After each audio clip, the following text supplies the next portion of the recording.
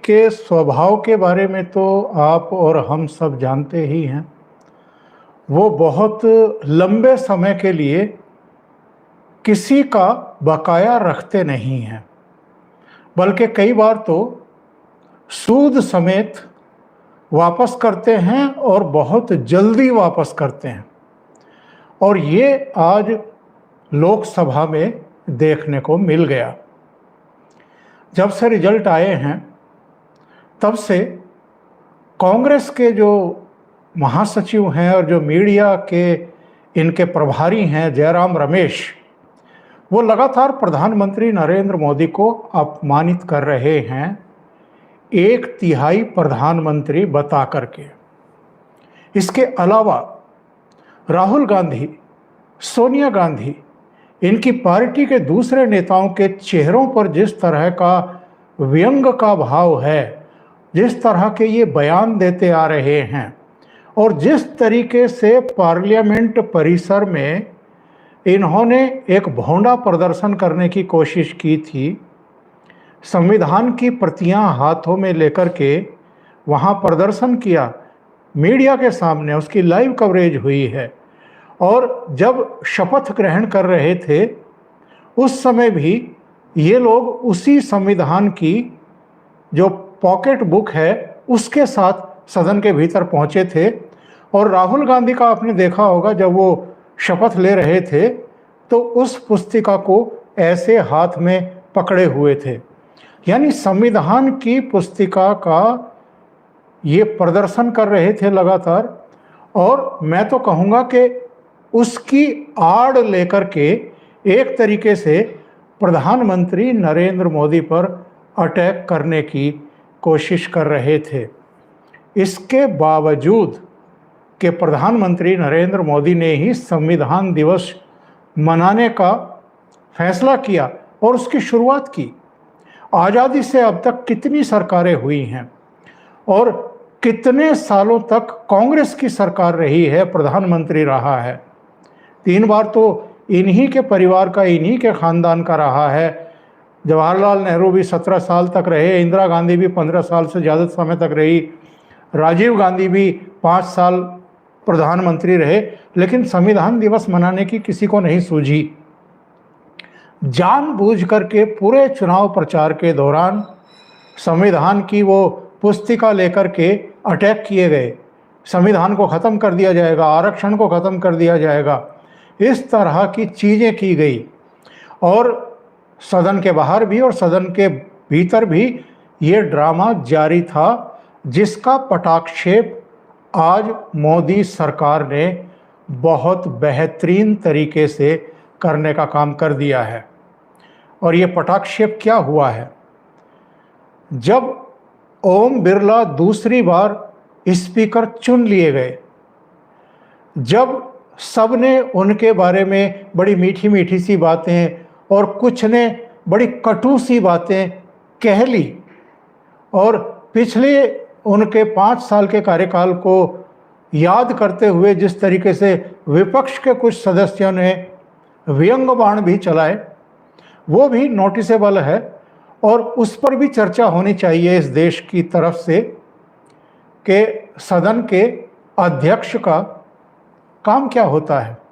और आप सदन के अध्यक्ष को डायरेक्ट इनडायरेक्ट वे में नसीहत देने की कोशिश कर रहे हैं, उनको एक तरीके से ये बताने की चेष्टा कर रहे हैं कि इस बार हमारी ताकत बड़ी बढ़ गई है और इस बार वो सब नहीं चलेगा। जैसा कि सुप्रिया श्रीनेत ने भी पिछले दिनों एक बयान दिया है, ट्विटर पर कहा है कि साहब राहुल गांधी जब बोल रहे थे सदन में तो 13 मिनट में से 9 मिनट तक कैमरा जो है वो स्पीकर पर फोकस रहा था और इस बार ऐसा नहीं चलने दिया जाएगा।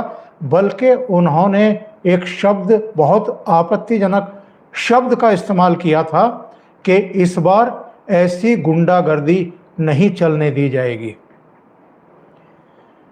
जब ओम बिरला का बोलने का समय आया तो ओम बिरला ने इनको आईना दिखाने का काम कर दिया। और मुझे लगता है कि ये सरकार की भी एक पहल थी, सरकार की भी एक मंशा थी कि इनको बताया जाए, इनको आईना दिखाया जाए कि इस देश में संविधान का अपमान किसने किया है। ये जो संविधान बदलने का दुष्प्रचार पूरे देश में करते रहे हैं, दलितों को, पिछड़ों को भड़काते रहे हैं, और उसका नतीजा ये हुआ कि भारतीय जनता पार्टी और नरेंद्र मोदी को इस बार पूर्ण बहुमत नहीं मिला।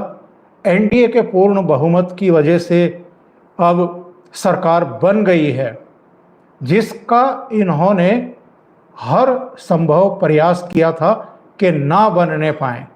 तीसरी बार नरेंद्र मोदी प्रधानमंत्री भी ना बनने पाए, ताकि जो 3 बार का निरंतरता में प्रधानमंत्री रहने का रिकॉर्ड है वो जवाहरलाल नेहरू के नाम ही रहे। लेकिन वो तो नहीं हुआ।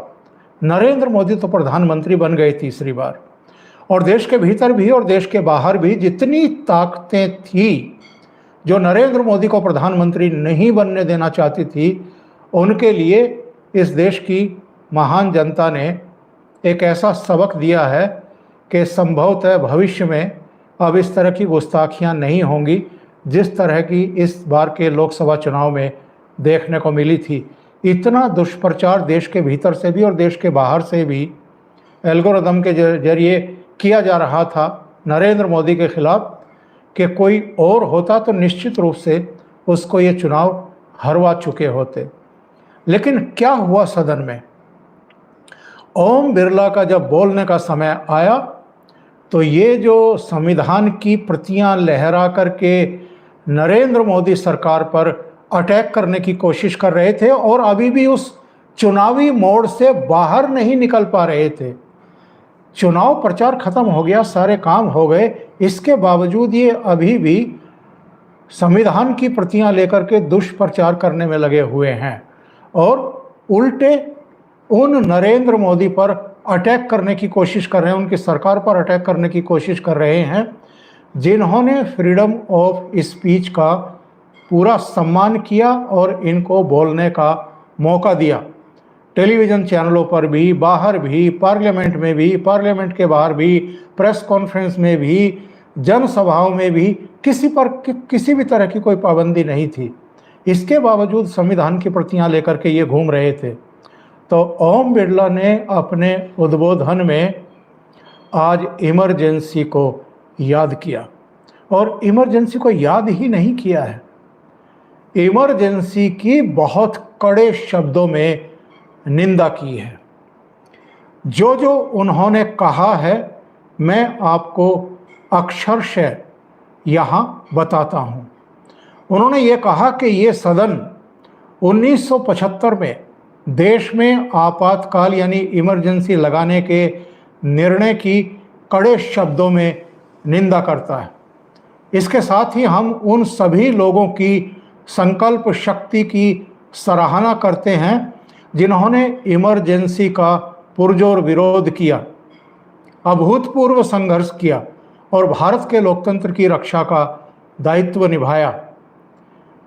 उन्होंने ये भी कहा कि कांग्रेस सरकार द्वारा किए गए इन संशोधनों का लक्ष्य था कि सारी शक्तियां एक व्यक्ति के पास आ जाएं, न्यायपालिका पर नियंत्रण हो और संविधान के मूल सिद्धांत खत्म किए जा सकें। ऐसा करके नागरिकों के अधिकारों का दमन किया गया और लोकतंत्र के सिद्धांतों पर आघात किया गया। लोकसभा अध्यक्ष ने यह भी कहा कि इतना ही नहीं, तत्कालीन प्रधानमंत्री इंदिरा गांधी ने कमिटेड ब्यूरोक्रेसी और कमिटेड जुडिशियरी की भी बात कही, जो कि उनकी लोकतंत्र विरोधी रवैये का एक उदाहरण है। इमरजेंसी अपने साथ ऐसी असामाजिक और तानाशाही की भावना से भरी भयंकर कुनीतियां लेकर के आई जिसने गरीबों, दलितों और वंचितों का जीवन तबाह करके रख दिया।